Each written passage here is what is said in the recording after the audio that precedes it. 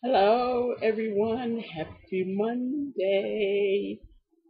I hope everyone's week is starting off wonderful. Mine certainly is. I had a wonderful weekend. I hope you all had a wonderful weekend. And I am coming today with the new vlog, one of them for the week. I wanted to do one today, and I've been thinking about doing this one for a while, but just haven't had the chance with the stuff's going on. I've decided to do other stuff and other stuff, and then I kind of get ideas and think, yeah, this is a good one. This is one that needs to be done. But I'm thinking about doing this one. That in the thought of doing this one today is to kind of serve a purpose for people who are going out and trying to meet, especially black women going out trying to meet guys and trying to meet men and meeting men who aren't really sure about themselves. It's a little bit of a play off of my myth of the shy white guy, because I think that's a myth. As much as there are men who are socially awkward, and there are people who are socially awkward, men and women in all races. There are people who are socially awkward. As much as there are people who are socially awkward, really those people, my thought is they don't need to be dating. They need to be getting some help,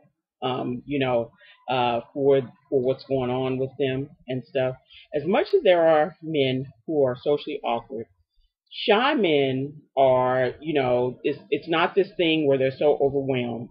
Um, and there are lots of socially awkward people, but that does not mean that you don't have to participate in life.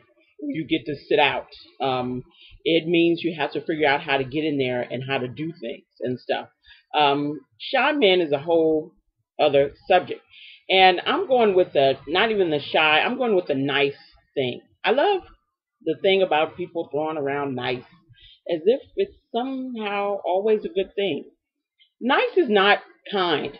Nice and kind are two different concepts. And I'm not really sure people understand that or get how nice and kind are two different concepts. Kindness is something that is ingrained. It comes from the heart. It comes from the spirit. Kindness is it's grace. It's mercy. That's part of kindness. Um, I know a lot of kind people. And I know when people think about nice and kind, they think they're the same, but they're not. When you look and you go throughout, if you're a Christian, or even if you're not, if you're somebody that just, has a spiritual belief and has a book that honors that belief, there are many things they talk about in those books. Niceness is never one. Kindness a lot, but niceness is never one. And I've always been a little reticent when people tell me how nice people are.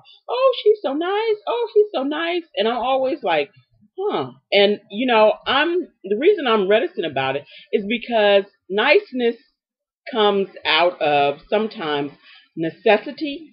Niceness also comes out of sometimes manipulation. And people use niceness as a manipulative tool. I've seen people do it. I know of people who have done it. I probably have done it on occasion myself because if I'm nice to someone, if I'm nice, if I'm doing something, if I'm being nice,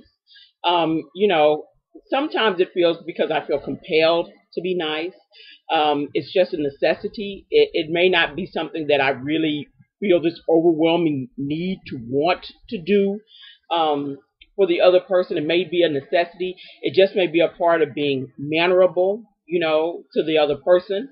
Um, it may just be because I just don't want to have drama with people and I don't want to have a confrontation with folks. It may be because I want something from them. So niceness goes into this whole other thing.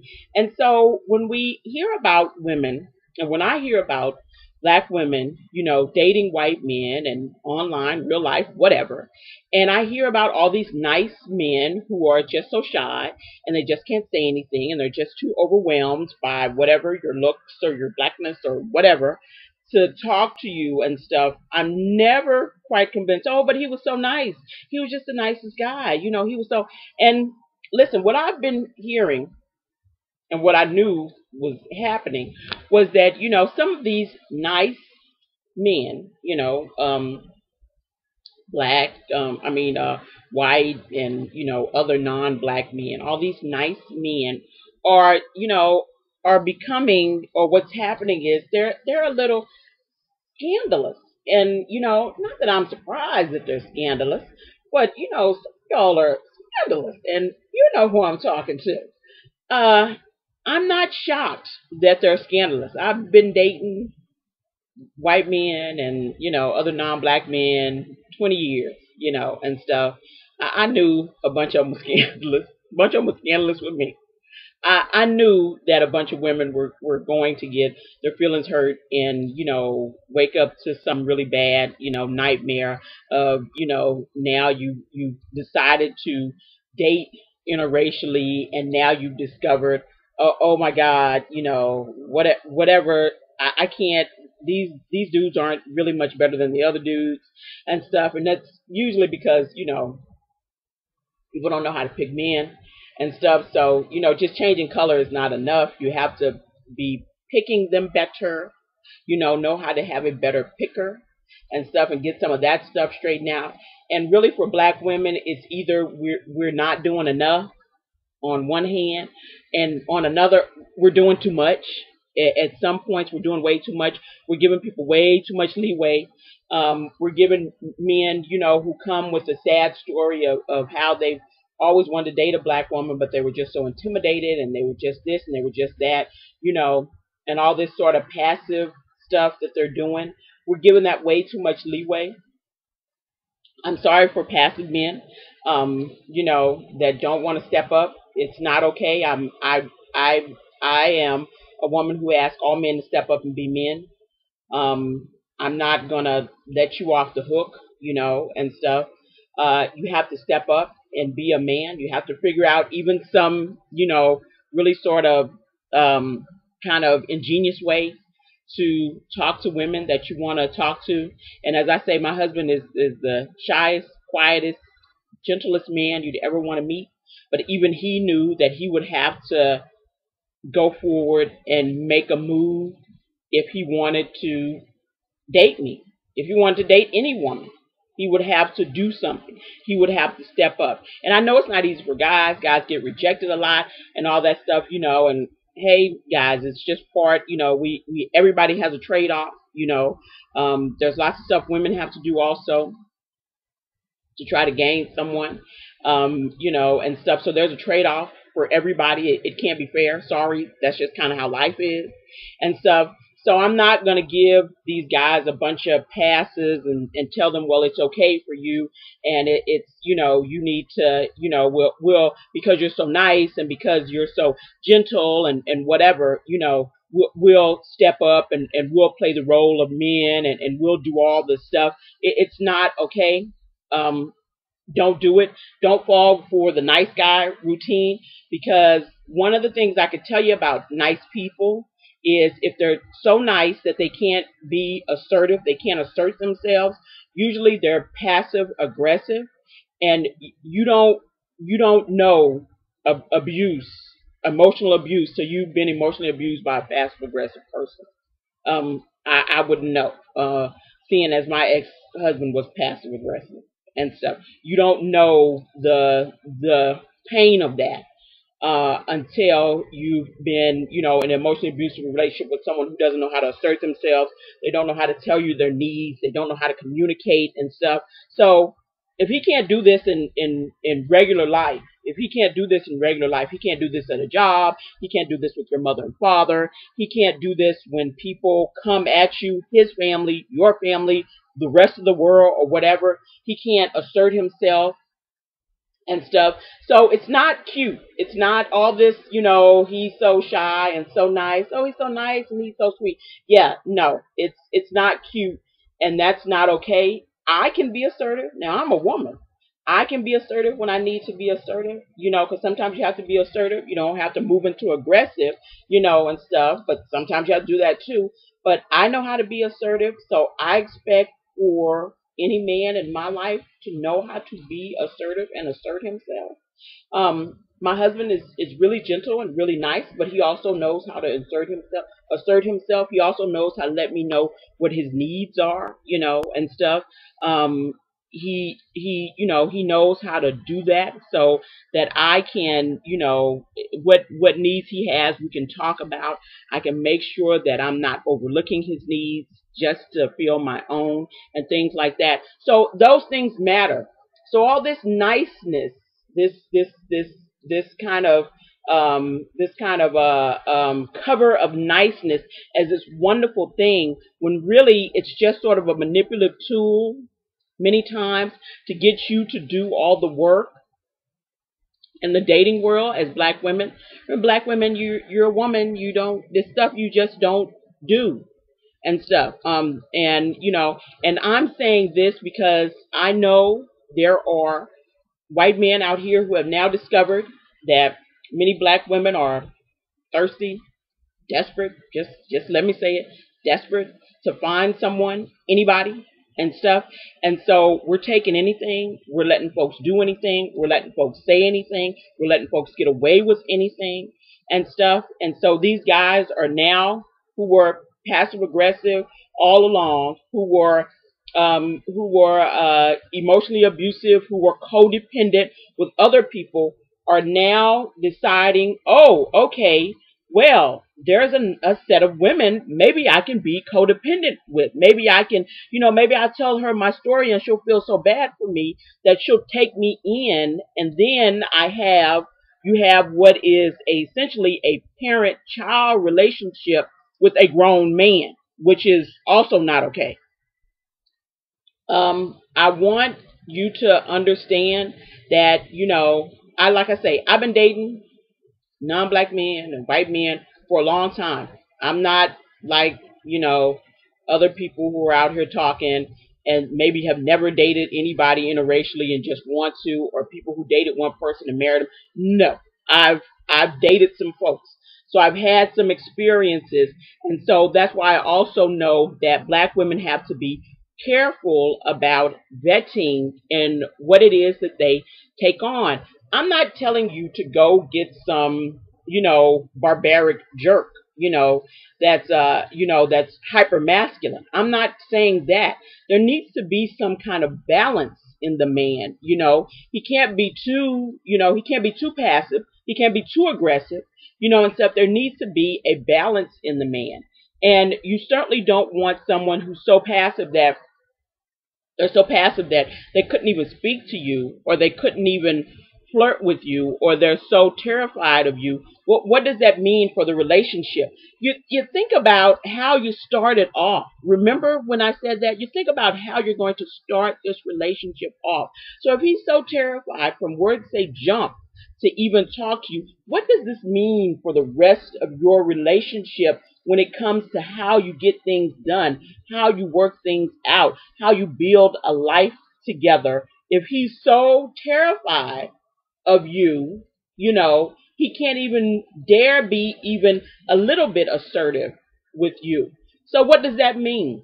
Usually that means you're about to step into the male role. That's what that means. And you can be tough girl and whatever, and he can sit back and he can not do nothing, and stuff. And then you do everything, you make everything work, or you make everything happen. That's not okay either. You have to remember how you want to start this out and how you want it to end, what you want your relationship to look like in a few years if you decide to marry this person.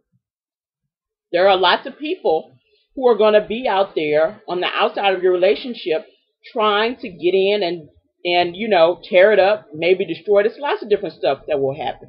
And I'm going to talk about that later on, about married life, about, outsiders and stuff, and what you need to do. So you have to remember that if he's so terrified of saying anything to you, then that means, kind of the same thing for anybody else, for his family, for your family, for friends, for outsiders, for the boss at work. How do you get somebody who, you want someone who's successful? So how does he move up if he's not assertive enough to say something at work about moving up or doing something different or something like that? If you have a man that's in that sort of career where he's climbing whatever ladder it is, or starting his own business or whatever that is, how do you do that with someone who's too terrified to say hello. I'm just wondering. I'm just putting it out there. I'm putting it out there because I'm wondering, because I hear a lot of people giving these men excuses. And it's enough with the excuses. I don't coddle grown men. I'm not in the habit of coddling grown men and stuff. So, I'm not coddling black men. Why would I come and coddle white men? And stuff. I expect for him to do what it is that he needs to do when it comes to wanting my favor or wanting to win my affection, and stuff. It's not okay for him to be so nice till he has no opinion. He has nothing of his own. It's not okay for him to be codependent on you. And I'm talking about niceness as a form of manipulation and emotional abuse. That's what I'm talking about.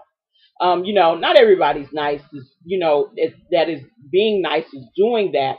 But many times that's what niceness is. It's different from kindness. It's very different from being kind to people. It is, it can be a very, thought out way for them. They know they can manipulate people, and it's been going on, and they've been doing it forever, and it's been working. So why would they stop? And so I'm asking that you put on your thinking cap. This is, I'm not trying to tell people what to do in the end. Whatever decisions you make about dating men, whether they are assertive or not assertive or whatever, is yours. But I'm asking you to put on your thinking cap, black women, and think critically. You're not dumb. You're not stupid. Don't let someone lead you down the primrose path. I know what happens down that path, and it's not good. And so if you're looking to find someone, if you're looking to draw someone, if you're looking for, a love of a lifetime and stuff, you're not going to have it with someone who's passive aggressive and codependent. That's not gonna happen. You're going to have abuse, and you're going to end up used, and these guys are playing the game. They know these women are out here. They're latching on to these women, because some of them may be narcissists. They're latching on to these women and finding these women in places and drawing them in, and then ending up, emotionally abusing people, who thought, oh, he was just a shy, oh, he's just so shy, and he's just so nice, and he's so sweet, and stuff. And really, playing he's running a game, and stuff. And I know of these women. I've heard of stories. I've probably been a part of a couple of stories like this. I won't go into detail, but I've probably been a part of a couple of stories like this. So I'm giving you the warning so you can think about what this really means.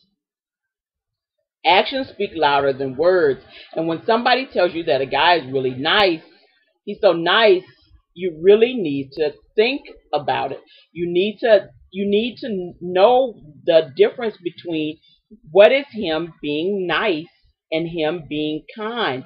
What is him being nice to manipulate you, and what is him to being kind to show you affection and love? What is the difference between that? What does that look like to you? And so it's important for you to know that. Now, I'm just saying this because I've been wanting to say this for a while. I've been having this in my brain about the difference between niceness and kindness. And you all know I don't believe in the shy white man. These men are all over the earth. This man is running the world. These men are literally not even running the United States. They're running the world. And all of a sudden, you come into the picture, and you're just so, it's just too much for them, and they're just, they're drawn speechless, which is really nice to think, but let's be for real, okay? These folks are running everywhere, running the whole wide world. It's so good to be a white man. I read a story online, I think it was The Economist, over in China, they're hiring white men to be like the white dude in the office, just because they need a white face. So they'll just hire a handsome white man to just come in when other folks, come and visit the company. So he'll be the white man in the office. That's how good it is to be a white man. Okay. People are hiring you just because you're one, and stuff. And I've yet to hear that about any other person. Okay. On this earth. So that's how good. So really, we really need to think about where this is coming from and why this is applying specifically to black women, and stuff. And we have to even watch out. Watch out for your thirstiness.